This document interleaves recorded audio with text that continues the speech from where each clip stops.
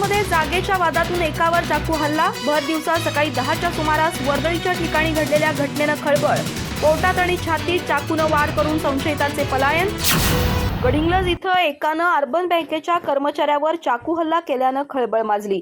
सतीश सुरेश कुरणे असं या संशयिताचं नाव असून त्याच्या हल्ल्यात विरपाक्ष शिवाप्पा रामपुरे हे गंभीर जखमी झालेत।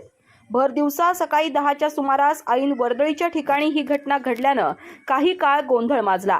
अधिक माहितीनुसार दोघेही गडिंग्लज तालुक्यातील हेब्बाळ येथील रहिवासी असून ते एकमेकांच्या नात्यातील आहेत। त्यांच्या राहत्या घराशेजारील मोकळ्या जागेसंदर्भात त्यांच्यात वाद होते, त्याचं पर्यवसन आजच्या हल्ल्यात झालं। विरपाक्ष हे गडिंग्लज अर्बन बँकेचे कर्मचारी आहेत। आज सकाळी ते नेहमीप्रमाणे ड्युटीवर आले असता सतीश यानं अचानक येऊन विरपाक्ष यांच्या पोटात आणि छातीत चाकूनं गंभीर वार केले आणि चाकू तिथेच टाकून त्यानं पलायन केलं। त्यानंतर पोलिसांनी विरपाक्ष यांना गंभीर जखमी अवस्थेत उपचारासाठी उपजिल्हा रुग्णालयात दाखल केलं। घटनास्थळी त्यांचं बरंच रक्त सांडल्यानं त्यांची प्रकृती चिंताजनक आहे।